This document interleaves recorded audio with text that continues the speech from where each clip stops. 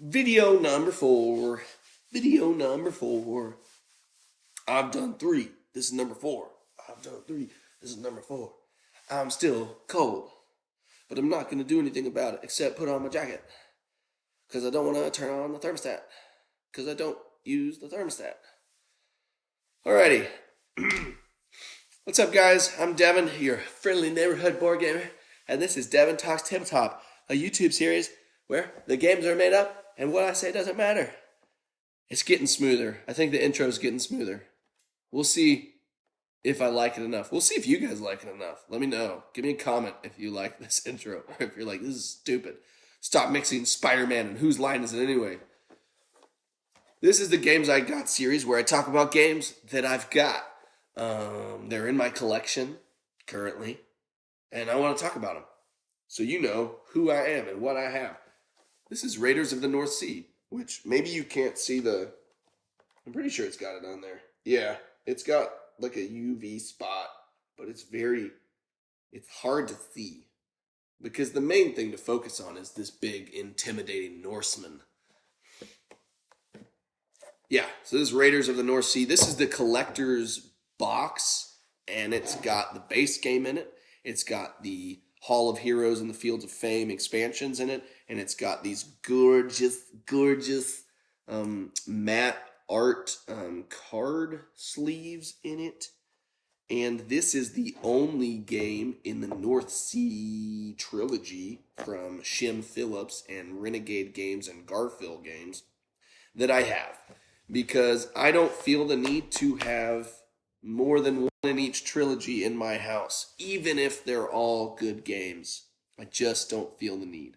And I talked about it a little bit when I unboxed the Paladins Big Box and the Paladins City of Crowns expansion and consolidated all of that into one box. If you are interested in that collector's box, it's not the same as this box, though. The artwork on this box, the design of this box, the fact that it also comes with sleeves, and I didn't know this at the time. I was informed by one of my wonderful viewers that that was the Garfield game. Garfield Games. That was a adolescent voice break from out of nowhere. That was the Garfield Games box that I consolidated stuff. This is the collector's edition box from, I believe, Renegade. So there's some differences in those boxes. Let's see. What was I going to talk about? Oh, yeah. What is it? Timestamp. This is Raiders of the North Sea, a worker placement game from Shem Phillips with art by Mihajlo Distrievsky. The Miko is what other people call him.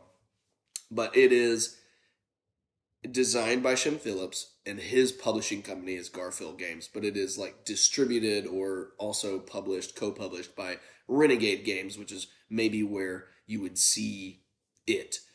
A lot of games that they do and a lot of expansions come out on Kickstarter from Shem Phillips and Garfield Games, but then after that, like through retail and stuff like that, you typically get it from Renegade. Renegade Games is the publisher that I had a relationship with when I was starting out doing my board game coverage. And so that's how I had access to this game, its expansions, this collector's edition, and also Architects of the West Kingdom and Paladins and Viscounts. Actually, I think I bought Paladins on my own. Yeah, I bought Paladins on my own. Viscounts and Architects were the ones that I covered. Actually, did I also buy Architects on my own and then just get the expansion to cover? I can't remember. The combination of games that I purchased for myself or ones that I get for review after a while kind of mix into this gray area that I don't really remember. But that's what it is. It's a worker placement game from Shem Phillips. That's what it is. Art by the Miko.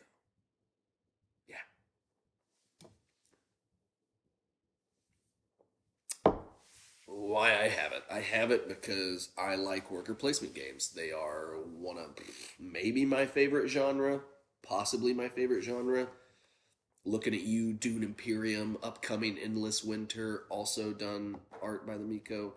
Yeah, I like worker placement games, and I wanted to check this one out because it's kind of like one of the modern, best known ones after Lords of Waterdeep, and probably one of the most prominently known Shem Phillips games. It's also got a digital edition. I think Direwolf Digital, I think. Um, so yeah, that's why I have it. It's a worker placement game, and I wanted to review it. That's it. That's all she wrote. Timestamp. When did I get this? I got this one back in Texas. I reviewed this back in Texas when I was doing stuff with Game Tyrant. I got the collector's edition, I think by the time I moved back to Arkansas is when I got the collector's box and the expansions that I put in here. So, yeah, it's all consolidated in here, which is nice because I can keep one box, throw out the other ones, and all I've got is this beautiful thing. It's really nice. I love the artwork. That's another reason why I am drawn to Shem Phillips games because he almost exclusively works with the Miko. He's got a different artist. Some of his more recent game, like the West Kingdom series specifically, he co-designs those with S.J. McDonald. I think it's Sam McDonald.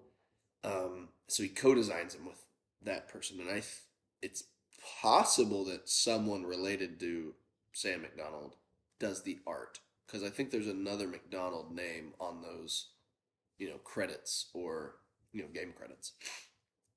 Either that or it's just a coincidence that they have the same last name, but it's a different artist for like Hadrian's Wall and Raiders of Scythia, like that series. Different artist.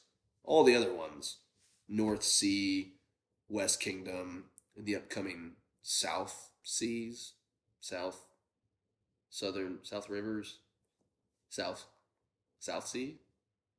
I can't remember what it is. The new one that's coming out. All 3 games have been announced already.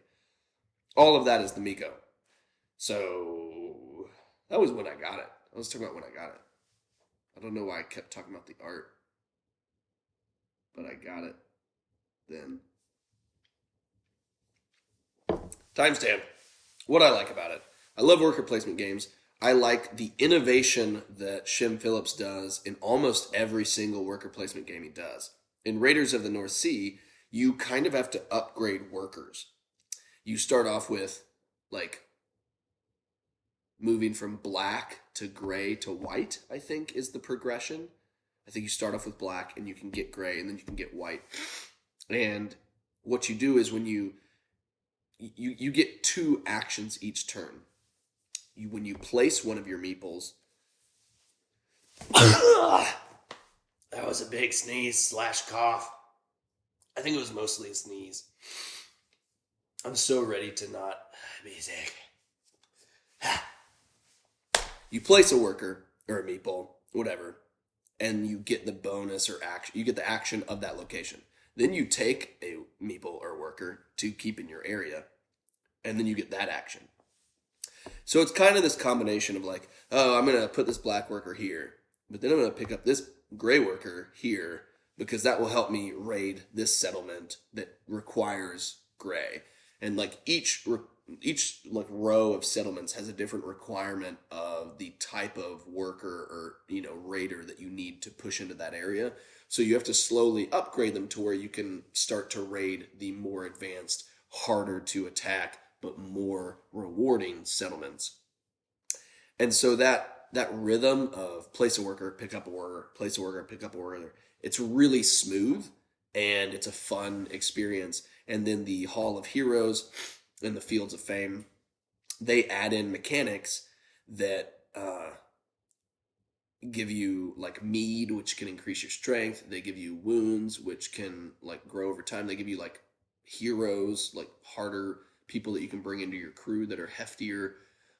They have several different mechanics that kind of evolve and deepen the strategy that you can go into. I will say this game plus its 2 expansions is pretty much consolidated in Raiders of Scythia. So if you like the artwork of Raiders of Scythia, or you want all of this but in a smaller box kind of all set up without the need to introduce expansions. Raiders of Scythia pretty much does that. Like, I think it's a good game. I don't have an issue with it. I don't own it anymore. I got rid of it. But I think it's a really solid game. I just like the Miko's art more, and I think I like the opportunity to play the game without those extra add-ons, which kind of are worked into the game of Raiders of Scythia. So I just have more of an affection for this and how it does what it does than honestly the more complete package that is Raiders of Scythia. I just, preference wise, I like this more. But yeah, I like the worker placement. I like how it, changes up how worker placement usually functions in other games. I just think worker placement has so many ways that you can do that genre, and all of them can completely change how the game functions, all while being worker placement. And it's almost always so satisfying to explore the variability of that engine. Just always enjoy it. So that's what I like about it.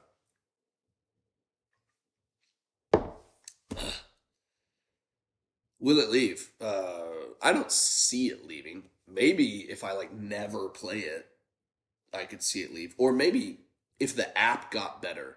They do have an app for it, but when I used it, it was not ideal. Like, the finding your friends on it did not function well, and it didn't really always alert you that it was your turn, and you couldn't see what happened. Like, I think Lords of Waterdeep is a great app. It replays everything that happens, but you can speed that up, and it's easy to set up a game with friends. Some of the social, finding other players that you actually know, didn't work out very well. If they improve the app, and I find that I play that more often than I ever open this up, maybe I'd get rid of it. But I have a beautiful collector's edition with the base game and both expansions, and I don't feel the need for it to go anywhere. So I don't think it will leave.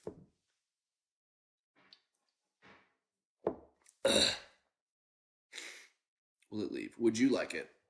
I think it is one of the most accessible worker placement games, and so I think that it's definitely an option.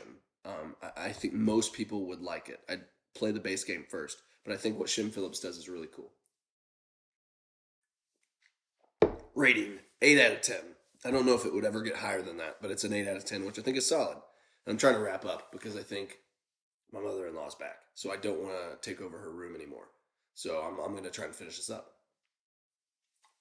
8 out of 10. Really solid. Don't think it would go up above that, but don't necessarily think it would go down. Maybe like a 7.5 at the lowest. I really enjoy it. And it does worker placement in a cool way. Timestamp. Oh, I did. Would you like it? And then I did rating. So I think I'm done. So, bye.